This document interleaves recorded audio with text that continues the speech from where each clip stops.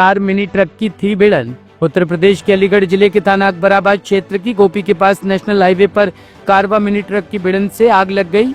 आग लगने के कारण मासूम बच्चे व महिला सहित 4 लोगों की जिंदा जलकर मौत हो गई, जबकि एक शख्स घायल हो गया।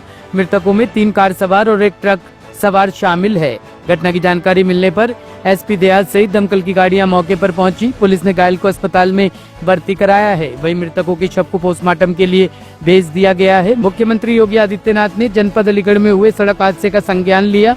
मुख्यमंत्री योगी आदित्यनाथ ने मृतकों के शोक संतप्त परिजनों के प्रति संवेदना व्यक्त की है।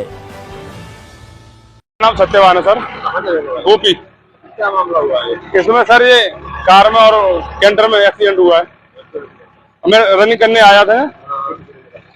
आया था सुबह, तो अचानक देखा यहाँ 20-25 आदमी खड़े हैं, मगर बचाने की कोशिश करी उनने, मगर उन पर बचा नहीं था कोई। मैंने देखा एक आदमी कार में से लटक रहा था उल्ला, उसे पकड़ के मैंने देखा वो जिंदा था सर, तो वो पकड़ के मैंने खींच दिया, तो एक तो मैंने बचा दिया सर। और 3 इसमें कार में जल गए, 1 कैंटर में जल गया, जिंदा जले सर। ये 4 लोग जिंदा जले। मुझे अफसोस हो रहा है, मैं उन्हें भी खींच देता। एक लेडीज है इसमें, एक बच्चा है। पुलिस आई है, आध घंटा बाद आई है सर, आध घंटे बाद आई है, झूठ नहीं बोलूंगा। घटना वही है 5:30 बजे सर। यही वही है, गोपी के पुल पे, फ्लाईओवर पे कार आई है सिकंदराबाद की तरफ से और कैंटर आई है अलीगढ़ की तरफ से। ये रॉन्ग साइड पे सो गया है शायद ये कार वाला बेचारा। हाँ, घटना हुई है, कहाँ पर हुई है? देखिए, अर्ली मॉर्निंग आवर्स में थाना अकबराबाद क्षेत्र में गोपी पुल पे एक सूचना प्राप्त हुई थी कि 2 गाड़ियों में आपस में भिड़ंत हो गई, जिसमें कि एक छोटी गाड़ी सेडान प्रतीत होती है और एक बड़ी गाड़ी जो कि कैंटर जैसी वो प्रतीत होती है।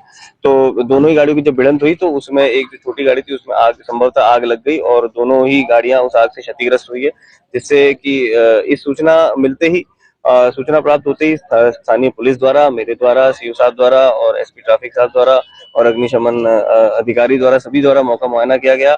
जो हमारी रेस्क्यू टीम्स थी, जिसमें कि फायर सर्विसेज, जिसमें कि स्थानीय पुलिस और जिसमें एम्बुलेंस, सभी को तुरंत यहाँ पे आने के लिए निर्देशित किया गया। सभी ने मौके रहते यहाँ पे पहुंचे और जो आग है उसको तुरंत ही बुझाया गया।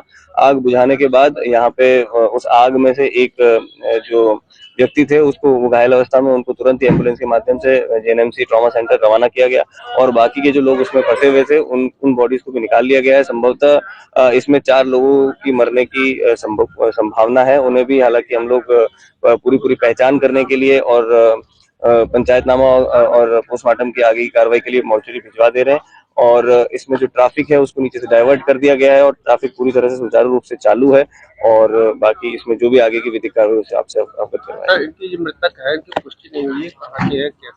जी, इसमें जो गाड़ी है वो बुरी तरह क्षतिग्रस्त हो गई है। उसमें गाड़ी में चेसिस नंबर के माध्यम से और भी कई और जो टोल पे जो हमें जानकारी मिलेगी उसके माध्यम से हम इसे आइडेंटिफाई करने का प्रयास कर रहे हैं कि कौन सी गाड़ी जो इस तरफ निकली थी उस समय, और उसके माध्यम से जैसे ही इसमें जानकारी हो जाएगी तुरंत इनके परिजनों को भी सूचित किया जाएगा और आगे की जो विधिक कार्रवाई है उसमें अमल में आएगी। दिल्ली में अवैध निर्माण के खिलाफ रोजाना नगर निगम की कार्रवाई आम बात बन गई है, लेकिन पूर्वी दिल्ली से एक हैरान कर देने वाला मामला सामने आया है। यहाँ नगर निगम के जेई और बेलदार पुलिस कर्मियों के साथ एक मकान को तोड़ने पहुंचे, लेकिन कार्रवाई के दौरान जब मकान मालिक महिला ने आदेश की कॉपी दिखाने की मांग की तो अधिकारी और पुलिस ने रौब दिखाना शुरू कर दिया। इस पूरे मामले का वीडियो सोशल मीडिया पर वायरल हो गया। शिकायतकर्ता महिला सुनीता मयूर विहार थाना इलाके के डीडीए जनता फ्लैट में रहती है। उन्होंने बताया कि कुछ दिन पहले वह अपने मकान की मरम्मत करवा रही थी, तभी निगम का बेलदार मकान को अवैध निर्माण बताते हुए तोड़ने की धमकी देने लगा। महिला ने समाधान की बात की तो जेई अरविंद मीना और जतिन ने 2.5 लाख रुपए की रिश्वत मांगी, जो अंततः 80,000 रुपए में तय हुई और भुगतान भी कर दिया गया। मेरा नाम सुनीता जी, कल जो हुआ था यहाँ पर क्या हुआ था? सर, हमें तो कोई नोटिस भी नहीं मिला था और हमें पता भी नहीं था कि एमसीडी वाले आ रहे हैं मकान तोड़ने के लिए, और वो आके एकदम ऊपर से चढ़ गए और जो मजदूर लगे थे उनके साथ भी बदतमीजी करी। और जब हमने पूछा कि आपके पास ऑर्डर है तो उन्होंने ऑर्डर भी नहीं दिखाया और तोड़ना शुरू कर दिया।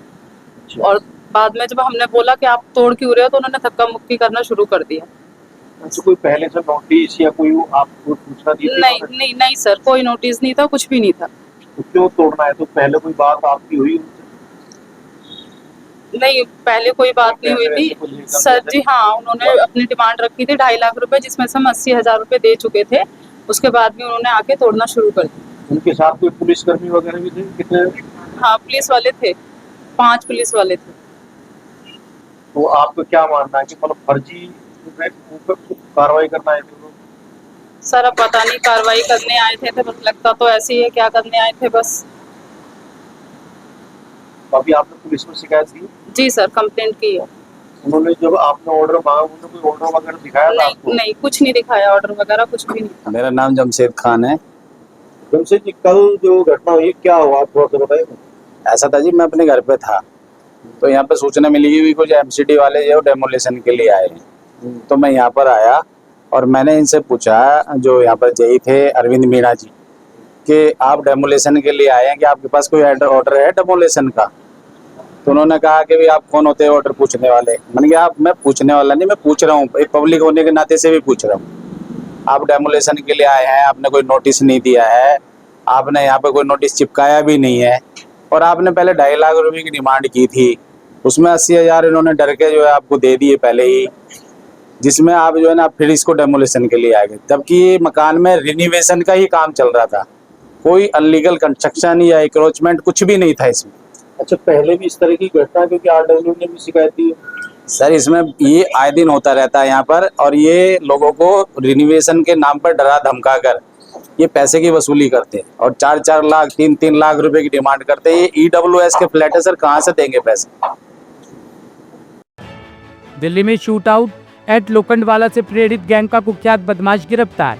दिल्ली पुलिस ने shoot out at Lokhandwala film से प्रेरणा लेकर अपना गैंग चलाने वाले कुख्यात बदमाश सागर उर्फ माया को पुलिस मुठभेड़ में गिरफ्तार किया। मुठभेड़ के दौरान सागर के पैर में गोली लगी और उसे तुरंत सफदरजंग अस्पताल में भर्ती कराया गया, जहां उसका इलाज जारी है। पुलिस ने मौके से पिस्तौल, जिंदा कारतूस और चोरी की स्कूटी भी बरामद की है। सागर की उम्र केवल 23 साल है, लेकिन वह 20 से ज्यादा संगीन वारदातों में शामिल रहा है। वह सोशल मीडिया पर हथियारों का प्रदर्शन करता था और इलाके में प्रोटेक्शन मनी वसूलता था। आज दक्षिण पूर्वी जिला पुलिस की जो एसटीएफ है, स्पेशल टास्क फोर्स ने पिछली बीती हुई रात में एक एनकाउंटर करके एक बहुत ही कुख्यात वांटेड अपराधी को गिरफ्तार किया है।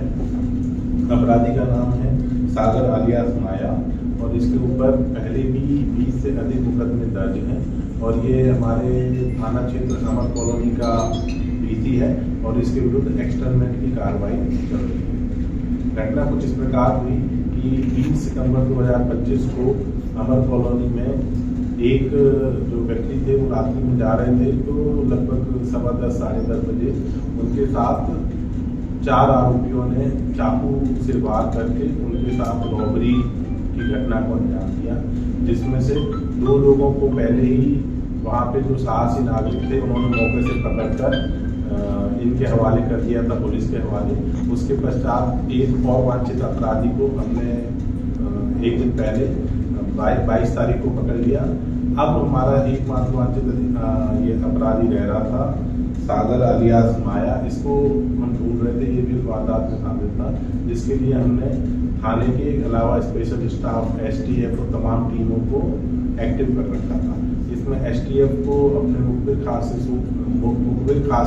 खास से सूचना मिली कि ये जो ये सागर अलियास माया है, ये कल इधर से बदरपुर की तरफ से खरीदा विहार की तरफ जाते हुए ये मथुरा रोड पे आएगा।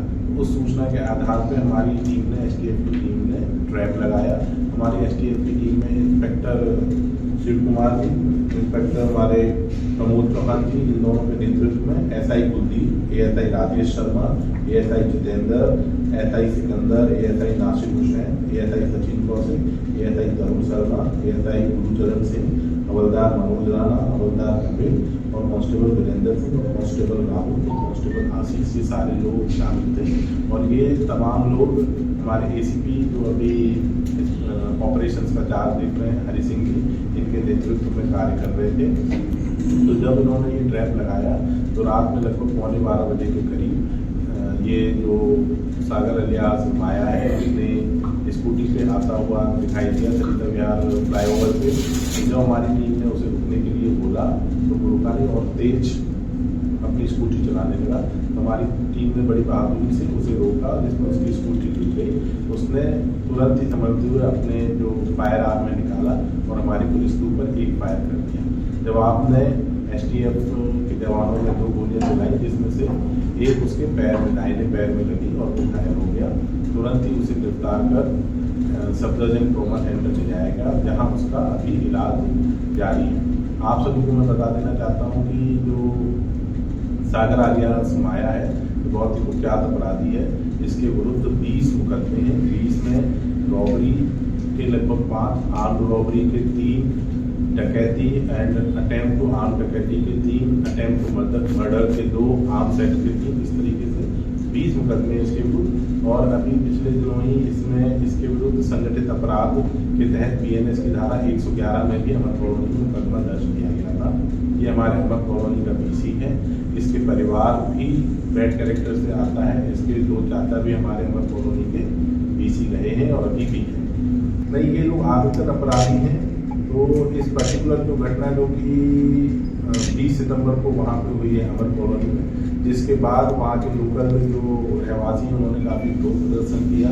इनकी वहीं पे चुप्पी है इन लोगों की, और काफ़ी रोष भी प्रदर्शन किया। हमने उन्हें इस बात का वो दिया था आश्वासन कि हम सभी शामिल लोगों को इसमें हम पकड़ेंगे, और हमने अपना जो आश्वासन दिया था आज उसे पूरा किया। सर, ये सोशल मीडिया का इस्तेमाल करता था अपने खौफ को दिखाने के लिए, जिस तरह की पिक्चर्स डाली हैं। ये जो माया है, ये जो आप लोगों का अगर ध्यान होगा तो एक मूवी आई थी शूट आउट एट लोखंडवाला, उसमें जो गैंगस्टर है माया, तो ये उसी से इंस्पायर होकर अपना नाम उसने माया रखा।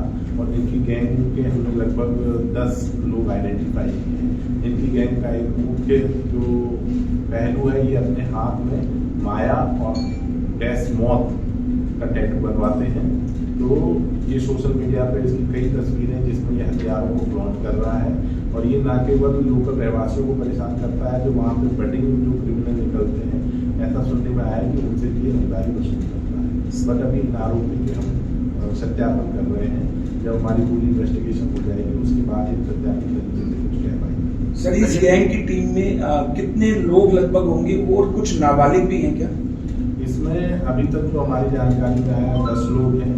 बालिग और नाबालिग का जो डिस्ट्रीब्यूशन है एट प्रेजेंट मेरे पास नहीं है, लेकिन इसमें हर तरीके के लोग हो सकते हैं, और जो भी इसमें लोग शामिल होंगे हम सभी के विरुद्ध सर एक सवाल और, कार्रवाई करेंगे। सर एक सवाल और, क्या ये जो गैंग है ये आसपास के एरिया को ही टारगेट करते हैं, आसपास के निवासियों को टारगेट करते हैं, दिल्ली से बाहर या पूरी दिल्ली में ऐसा काम करते हैं? अभी तो ये जो इसके पुराने इन्वॉल्वमेंट है दिल्ली में ही है। ज़्यादातर इन्वॉल्वमेंट अमर कॉलोनी थाना क्षेत्र में है, लेकिन अमर कॉलोनी थाना क्षेत्र के अलावा डिफेंस कॉलोनी में इसके विरुद्ध एक मुकदमा दर्ज है।